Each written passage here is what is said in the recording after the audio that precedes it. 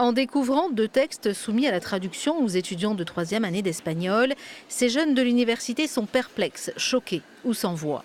Pour eux, il s'agit d'écrits à caractère pédophile et pornographique. Ils ne voient pas leur intérêt pédagogique. Là, je ressens plus un malaise qu'autre chose en lisant ça, quoi. Du coup, j'apprécierais pas étudier ça, même en étant un adulte, j'apprécierais pas faire ça dans un cours ou avec un prof, avec des camarades de classe. Je fais attention pour la première fois à ne pas lui faire mal du tout. Je bouffe la cagoule, je crache dessus et puis je la lèche à grands coups de la langue tout en le ramenant.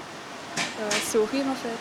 Le professeur aurait dû et aurait pu prendre un contexte bien plus propice à la traduction.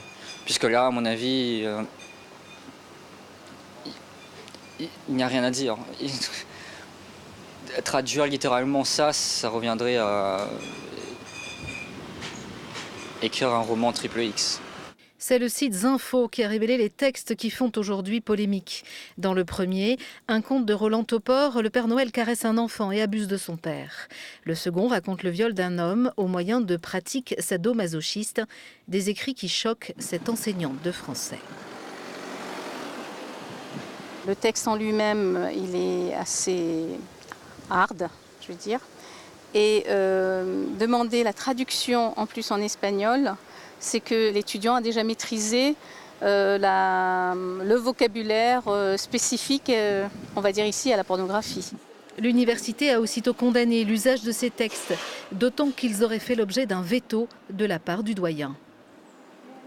On est à la fois effectivement sous le coup d'une interdiction par le doyen de diffuser ces textes qui a été malgré tout qui a été enfreinte de façon très claire.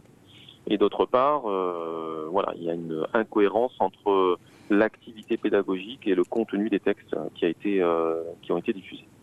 L'université a immédiatement suspendu ses enseignements et interdit l'accès du site aux 2 enseignants extérieurs en mission à La Réunion.